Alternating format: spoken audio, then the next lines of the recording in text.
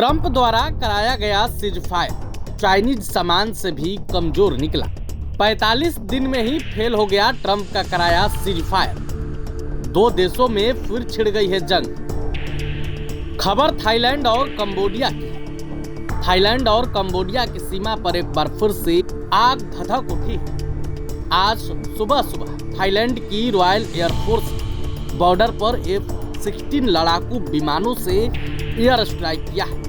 शनिवार और रविवार से ही दोनों देशों के बीच टकराव की खबरें आ रही थी। इस हमले में अब तक एक थाई सैनिक की मौत हुई, जबकि 4 घायल हो गए। ये कहना गलत नहीं होगा कि थाईलैंड और कंबोडिया के बीच फिर से युद्ध शुरू हो गया है। अमेरिकी राष्ट्रपति डोनाल्ड ट्रंप की मध्यस्थता में हुए सीजफायर के बावजूद थाईलैंड ने एक बार फिर से कंबोडिया की सीमा पर एयर स्ट्राइक किया है। थाई सेना के प्रवक्ता मेजर जनरल विनथाई सुवारी ने सोमवार को दावा किया कि थाईलैंड ने कंबोडिया के साथ अपनी विवादित सीमा पर हवाई हमले किए हैं। इससे पहले दोनों देशों ने एक दूसरे पर सीजफायर समझौते के उल्लंघन का आरोप लगाया था।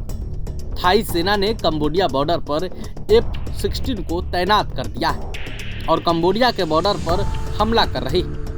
थाईलैंड की सेना ने एक बयान में बताया कि उबोन रतथानी प्रांत के सबसे पूर्वी इलाके में 2 जगहों पर हुई नई झड़पों में कम से कम 1 थाई सैनिक मारा गया और 4 घायल हो गए।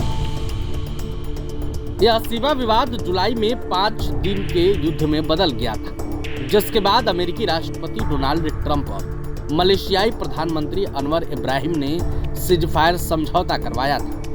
ट्रंप अक्टूबर में कुआलालंपुर में दोनों देशों के बीच एक बड़े सीजफायर समझौते पर हस्ताक्षर के गवाह बने थे, लेकिन ये सीजफायर 2 महीने भी नहीं चल सका।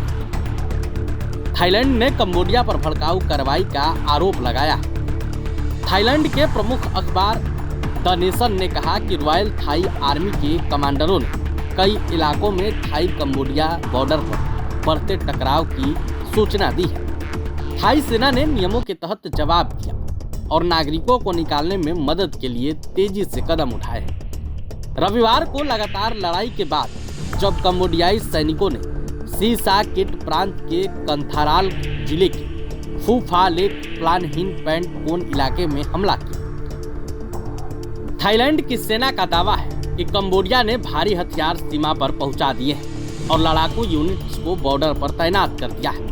थाईलैंड का दावा है कि ये ऐसी गतिविधि जो सैन्य ऑपरेशंस को बढ़ा सकती थी और थाई सीमा क्षेत्र के लिए खतरा पैदा कर सकती थी। इन घटनाक्रमों के कारण हवाई ताकत का इस्तेमाल किया गया ताकि कंबोडिया की सैन्य क्षमताओं को रोका जा सके। वहीं दूसरी तरफ कंबोडिया के राष्ट्रीय रक्षा मंत्रालय ने सोमवार को थाई सैन्य बलों पर प्रेह विहार प्रांत में सीमा पर कंबोडियाई सैनिकों पर क्रूर और अमानवीय हमले की एक सीरीज शुरू करने का आरोप लगाया। हालांकि अब देखना होगा कि इन 2 देशों के बीच शुरू लड़ाई अब कब खत्म होती है।